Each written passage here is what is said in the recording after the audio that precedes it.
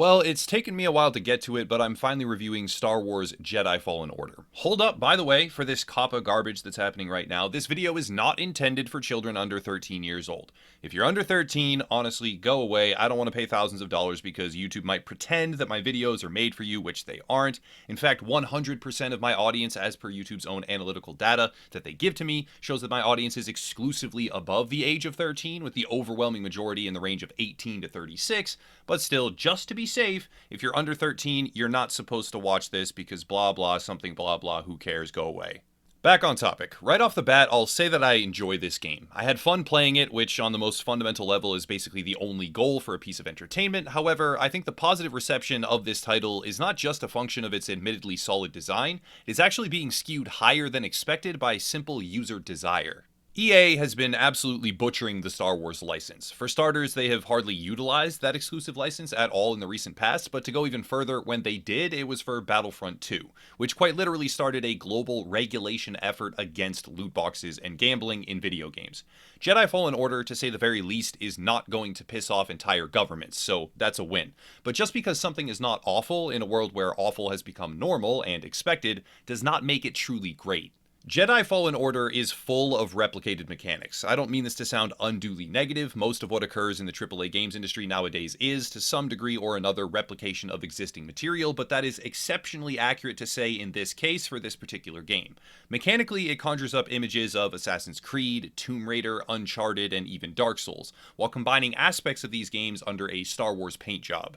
The game is extremely linear. Progression is a function of what mobility options and force powers you have available, with one or two avenues of travel open until you inevitably backtrack to find where to unlock a new pathway forward.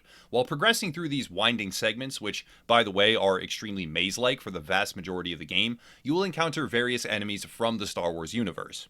The combat mechanics, in my opinion, are where the game starts to truly shine. The format is reminiscent of the Dark Souls franchise, which is honestly earning the game a considerable amount of praise right now. I found that most major battles at first presented an almost insurmountable challenge, but once the attack patterns and fight mechanics have been successfully learned, the fight would radically transform into something wholeheartedly enjoyable.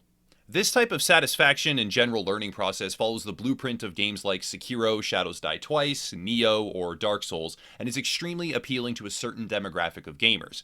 Unlike other similar combat games, however, Jedi Fallen Order has a comprehensive set of options for difficulty, and I'm surprised, truly, at how well these difficulties are integrated and executed. I played the vast majority of my time on Jedi Master. I did up that difficulty to Jedi Grandmaster at one point, which is the hardest option, but didn't really find it enjoyable. Total transparency, it was a little too difficult for me. I was getting through the segments, but it was taking way too long, and it really wasn't fun. And thus, I lowered it again for the remainder of the game. A small side note here to add in, which may seem insignificant but felt extremely valuable regardless, was the inclusion of a difficulty indicator showing exactly what was happening when you raised or lowered the difficulty. For the lower difficulties, there is more time to react or less damage dealt. For higher difficulties, you can actually visibly see how the experience will change, and even this tiny addition helps me make an informed decision about how to play this title, which had a meaningful impact on my enjoyment. I truly hope more games emulate this kind of transparency with difficulty settings in the near future. I won't include footage of many of the boss fights because some of them are quite possibly the best aspects of the entire game, but they are done in a way that feels rewarding and meaningful, rather than tedious, which sadly, with certain past titles I have played, is all too common nowadays. The combat, however, is not the only focus while navigating the winding passages. Almost as frequently as boss encounters, there will be puzzle mechanics. These puzzles are not badly done. In fact, I found myself comfortably completing them and never really getting frustrated for lack of understanding or knowledge. However, yet again, this is a highly subjective mechanic because 10 minutes of trial and error experimentation just to open a single door or shine a light the right direction, well, it's not going to be appealing to every player. These puzzles are also woven into the functionality of this complex spider web of linear passageways. The map in this game is awful. The development team have done an excellent job at making a horrifically tedious navigation UI usable, and for that they should honestly be commended, but working with a foundational system that is tedious at best and frustrating at worst is inevitably bound to fall short of what it could have been. As an example, though this particular instance won't directly affect everyone who plays, there was a situation where I had to cross a series of platforms to get to the next main objective. Before doing so, there was a side pathway I wanted to follow, which had a reward at the end, and I'll discuss rewards in a second here because there's a lot to say. And when I finally got there, I was stuck in combat and couldn't open the chest. Now, to get out of combat, I had to kill a couple of enemies that I had deliberately skipped that for some reason were close enough to my character, despite having no access to me, to still keep combat active. But while doing so, I fell off of the edge, right next to a main objective, and slid down a mudslide to the bottom of this massively long maze, and then had to walk all the way back up manually, which took far longer than could ever be enjoyable. Basically, they put a slide right under the only entrance to a main quest, and if you, for whatever reason, miss the jump or fall down, you have to backtrack for like 30 minutes just to try again. It's garbage. Let me emphasize, garbage map design. This is not as bad on certain planets or in certain areas, but the end result of the progression model, where tiny little barriers open up in a giant spider web of pathways, is player frustration, inevitably to some degree or another.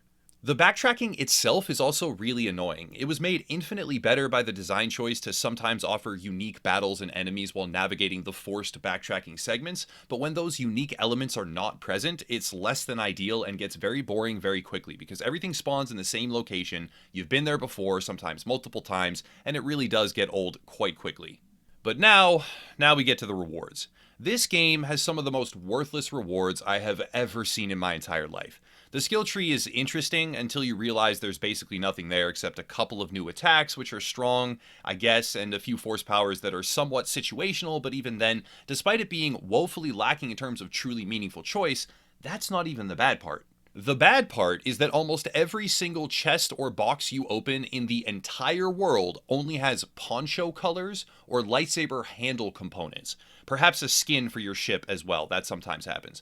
These items are purely cosmetic. The vast majority of anything and everything you acquire in the world has no meaning, and in a vacuum that might even be less annoying if it were not for the healing mechanics. Healing in Jedi Fallen Order is based around your droid, who provides stim packs. He's a cute little droid, I like him, he's awesome, but he only starts with 2 stims, and you need to find more in the world to increase that number. This puts an emphasis on exploration, which on a fundamental level you might think is good, because having only 2 or 3 towards the end of the game, especially on harder difficulties, will be a nightmare and a half. But that exploration emphasis is basically 90% finding useless stuff you don't want, can't use, while wasting your time, and 10% finding the one item in the entire game that has true meaning.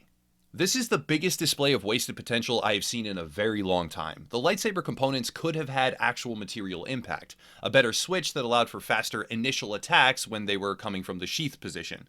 A guard hilt that increased parry delay timing, or who knows, designing a saber could have been about choosing actual components and constructing an impactful weapon to suit your playstyle, instead of purely cosmetic, with an ugly-ass poncho. It's baffling how trivial and meaningless the looting becomes once you realize that these chests really are a waste of time. Unless it's golden, then you need to get it immediately because it's essentially the only thing besides marginal health or force increases from echoes that has any substantial impact in the entire game.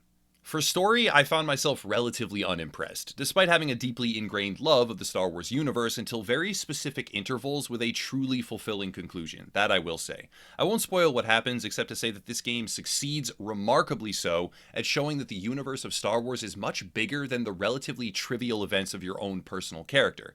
The beauty of this cinematic world and universe is not squandered here, as the story weaves in and out of established narratives that will be much more recognizable and compelling than your own character's life.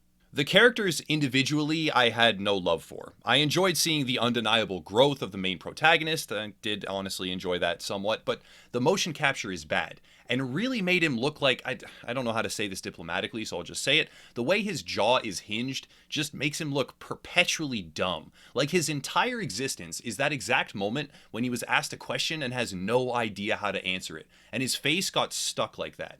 Most of the other characters in their own way just look off, like something is wrong, and it by no means destroys the experience, but fresh off the heels of a game like Death Stranding, where the motion capture and actor choice was absolutely perfect, it's very noticeable.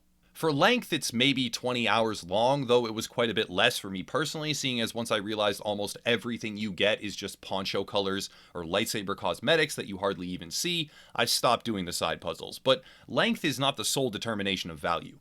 Understanding that the map is sometimes tedious, the backtracking is almost constant, and what little exploration exists is fueled by pretty much only cosmetics and extra healing stims, it should also be acknowledged that the experience is punctuated with satisfying enemy encounters, some cinematic story elements that are very fulfilling, and general basic combat that feels visceral and engaging. Overall, my assessment is this. People wanted a good Star Wars game. EA has been absolutely abysmal with the license for years, and Respawn delivered an okay version, but when you compare an okay game to an absolute unmitigated disaster such as Battlefront 2, it looks really, really good. And on top of that, the reality of this game being a single-player title in an industry plagued by live services that is void of predatory microtransactions and loot boxes for now, that adds a lot of value. There's a lot to respect here, but I can't shake the feeling that it's not quite as good as people seem to be saying it is. At least in my eyes, proclaiming this game as anything other than decent, in a good way, like I said, after enduring some of what has come out in the past, decent is a breath of fresh air, but proclaiming it as something superior to middle of the road feels a bit forced. Overall, I would advise waiting for a sale on this one, I think. Respawn did comparatively good work, but $60 feels maybe too high for this particular title. However, a good sale or access via a monthly subscription for a fraction of the price, that would undeniably be worth consideration, and I would wholeheartedly recommend the game under the right set of circumstances. I've started to avoid giving numerical ratings on video games. They feel oddly reductive and almost always get heavily disputed, but even without an out of 10 score, I hope that my somewhat tame satisfaction will be a worthy indication to help some viewers better inform a purchase. That's it though. Overall, I would love to see more Star Wars games that continue this trend of delivering single-player stories tied into the iconic cinematic adventures of my own childhood that really stand out in my memory as being fantastic, and doing so with less of an emphasis on greedy monetization. So generally speaking, I'm quite happy. If you want to support, there are links down below, merch, Patreon, social media, etc., but I'll cut it there and stop rambling. As always, thank you all for watching, and have a nice night.